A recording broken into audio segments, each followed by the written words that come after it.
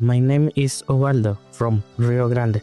Let's learn together the memory verse found in the Jeremiah 17:10.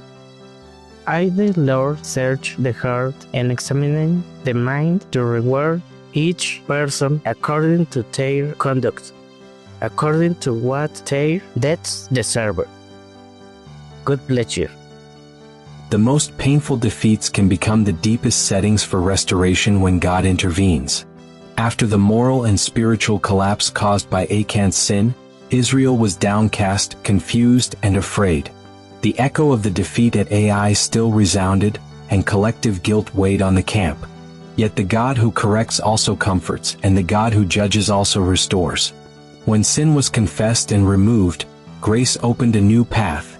The valley of distress was transformed into a door of hope. Joshua 8 presents a story of redemption in motion. The very place where Israel had fled in defeat became the stage for a glorious victory. Failure was not the end, but the starting point for a new beginning. Defeat taught humility, obedience brought restoration. This is how God works. Where there were tears, He plants hope. Where there was a fall, He builds steadiness. This lesson invites us to recognize that even when we fail, God does not close doors. He opens them, not so that we return to the past, but so that we walk forward, transformed by His grace. Welcome, my name is Augusto Palacios, and this is Studying the Lesson.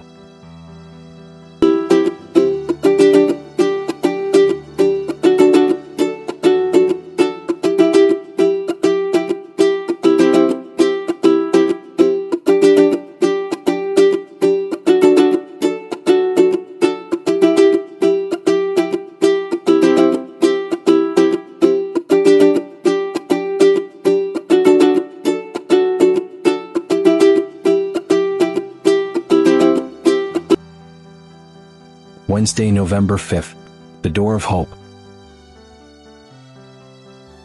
Joshua 8 verses 1 to 29 describes how the Lord guides Israel into a new battle against Ai. But unlike the first time, now God is present. The divine command is clear: do not fear or be dismayed. Take all the people of war with you and arise, go up to Ai. Josh 8:1. The tone has changed. Where there had been silence and defeat, now there is direction and promise. The God who had withdrawn because of sin now speaks again with tenderness. Restoration always begins with God's voice returning purpose to His children. The divine strategy was surprising. God turns the previous failure into the key to success. Israel feigns another retreat, drawing the enemies out of the city, repeating the scene of their defeat, but with a different outcome. What had once been a symbol of humiliation now becomes a trap for victory. The text emphasizes that the Lord Himself delivered Ai into Joshua's hand. Josh 8:7. It was not a battle won by military cleverness, but by spiritual obedience. The presence of God made the difference. The valley where there had been shame now receives a new name, the Valley of Achor, which means distress. Yet Hosea 2 verse 15 later transforms that name into a metaphor of redemption. I will give her her vineyards from there, and the Valley of Achor as a door of hope.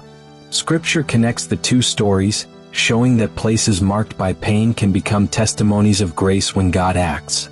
In human experience, the valley of distress is not the end of the road, but the point where hope begins.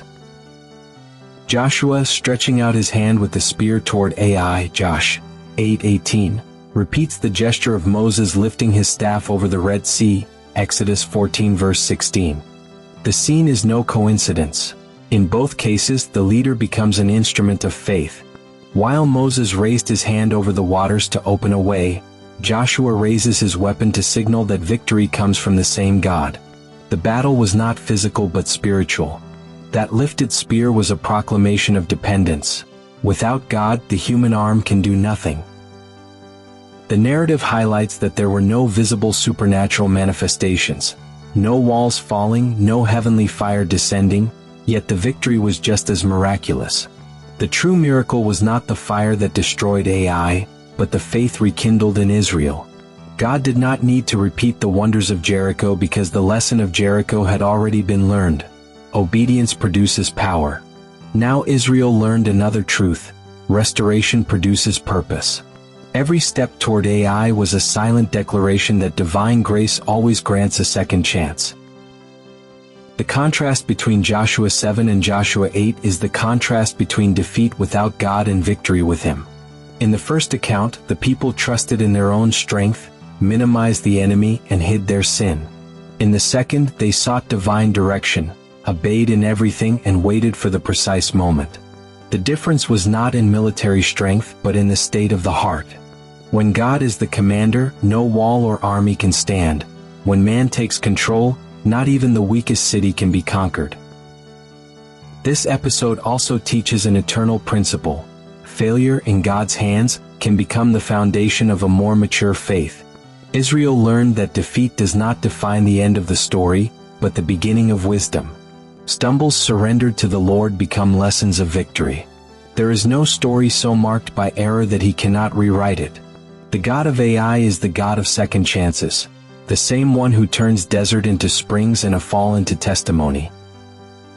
The victory over AI not only restored Israel's honor, but also its communion with God.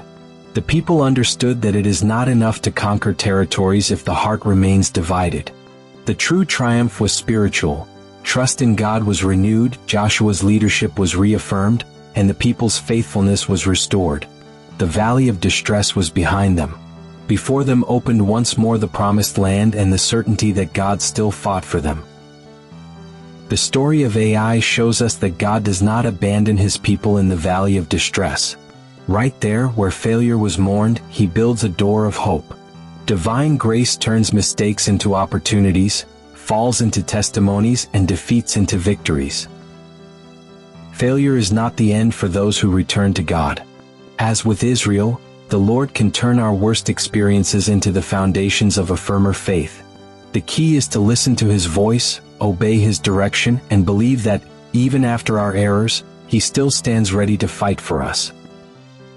For when God enters the scene, the valley of distress becomes the place where hope is born.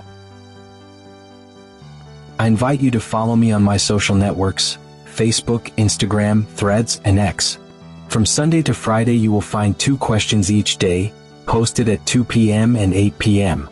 Let's review what we've learned in each study together. Every comment counts and greatly enriches our study. Come, join the conversation and share your thoughts with the community.